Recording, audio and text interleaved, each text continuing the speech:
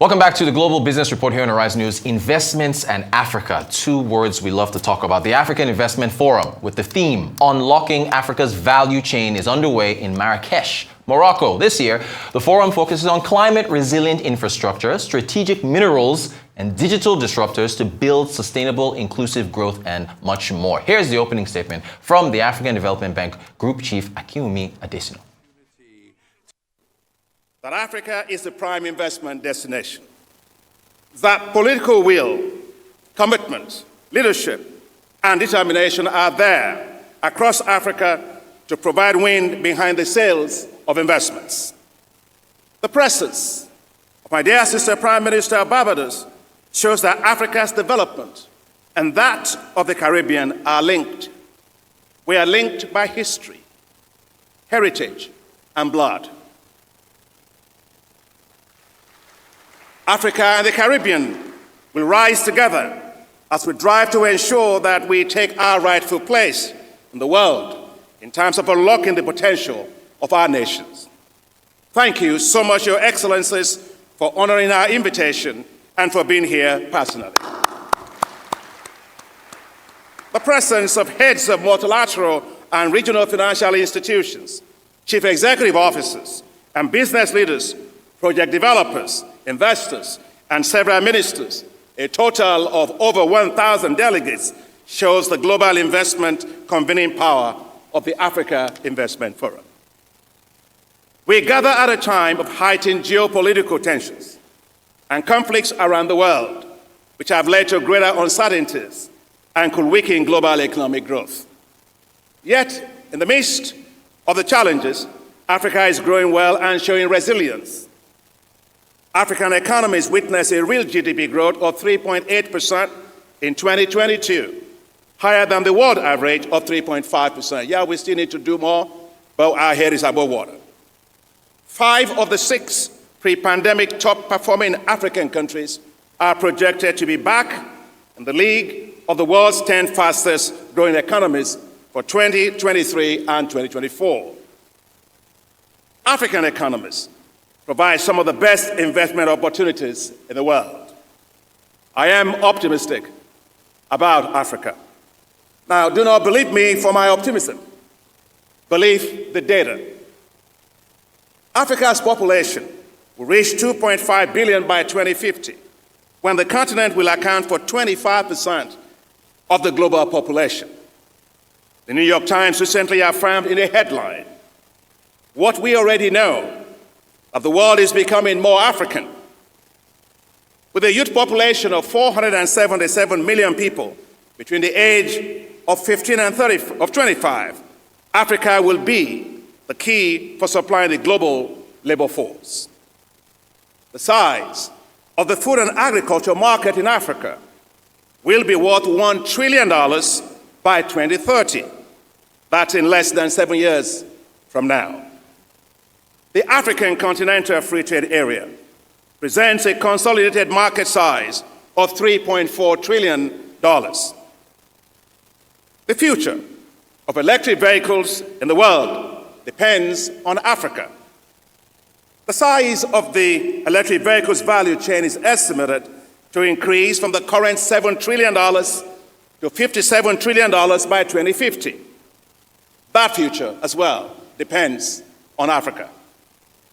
That is because Africa accounts for the largest source of the green metals for the development of electric vehicles, including platinum, 70%, cobalt, 52%, manganese, 46%, bauxite, 25%, and graphite, 21%.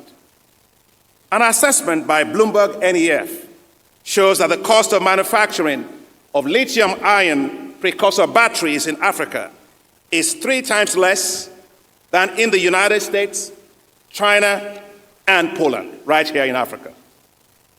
Africa, Your Excellencies, has the largest sources of renewable energy sources in the world, including hydro and solar. And right here in Morocco, you have the new Ouarzazate, the largest concentrated solar zone in the world. Well done. Minerals and metals, renewable energy, agriculture, or the labor force that will drive global growth, Africa is where to be. As investors, put your money where the future is. The future is in Africa. Investors should see Africa not from what they hear, but from what the facts say. Moody's Analytics did an analysis of default rates on infrastructure financing globally over the past 14 years. And guess what they found? Africa's default rate is the lowest in the world, 2.1%, compared to Europe, well over 10%, and Asia, well over 8%. So Africa is not as risky as you perceive. Believe the facts. S&P Global in February of this year had a screaming headline: African private equity activity surges to a 5-year high in 2022. Private equity and venture capital in Africa soared year over year to $7.7 billion. The number of deals increased from 211 in 2018 to 404 in 2022, an increase of 91%. The total transaction value also expanded from roughly $4.7 billion in 2018 to roughly $8 billion in 2022, an increase of 66%. So invest in Africa and reap high risk-adjusted returns.